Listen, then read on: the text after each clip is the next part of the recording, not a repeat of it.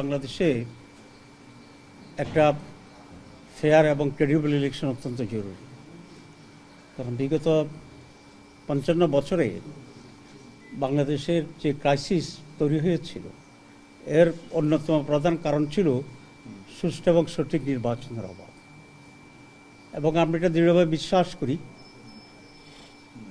এই যে স্টেলমেটটা তৈরি হয়েছে বাংলাদেশের রাজনীতির অঙ্গনে, এটার জন্য আজকে অত্যন্ত প্রয়োজন হচ্ছে আগামী একটি সুষ্ঠু এবং অবাধ নির্বাচন। যদি আগামী নির্বাচনটি অবাধ এবং সুষ্ঠু না হয়, নিরপেক্ষ না হয়, তাহলে ক্রাইসিস কিন্তু শেষ হবে না, ক্রাইসিস আবার নতুন করে তৈরি হবে এবং এটা আরও গভীরতর হবে।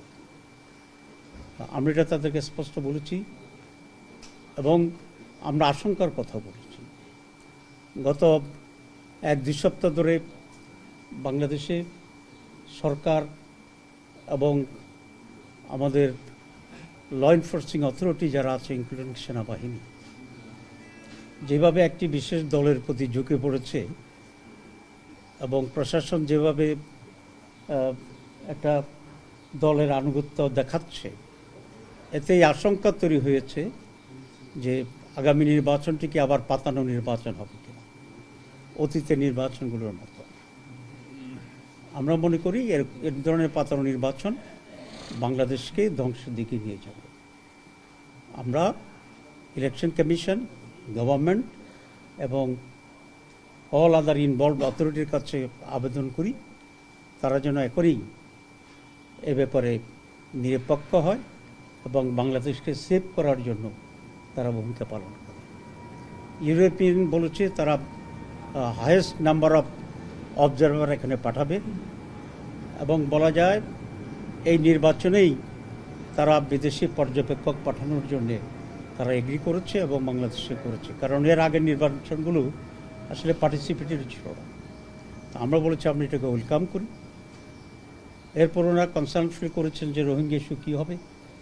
আমরা বলেছি আমরা যদি ক্ষমতায় যাই তাহলে আমরা সম্মিলিতভাবে দেশ এবং অন্যান্য বিদেশি যে স্টেক হোল্ডার আছে সকলকে মিলেই এই রোহিঙ্গার রিপ্যাট্রিয়েশন, তাদের সিকিউরিটি এবং সেখানে একটা ডেমোক্রেটিক রাইট এস্টাবলিশ করার ক্ষেত্রে আমরা ভূমিকা পালন করব আন্তর্জাতিক উদ্যোগের মাধ্যমে ইনশাআল্লাহ।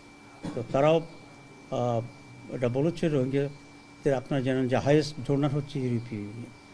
তারা বলেছে এক্ষেত্রে তারা অত্যন্ত অ্যাক্টিভলি এটার সলিউশনের জন্য তারা ভূমিকা পালন করবে এবং তারা এটা আশা করেছে যে বাংলাদেশ আগামী নির্বাচনটি সুষ্ঠু হবে। এবং জামাত ইসলামীর পক্ষ থেকে আমরা তাদেরকে আশ্বস্ত করেছি যে নির্বাচন সুষ্ঠু এবং অবাধ হওয়ার জন্যে যা কিছু করার প্রয়োজন জামাত ইসলামী সেটা করবে এবং সহযোগিতা করবে।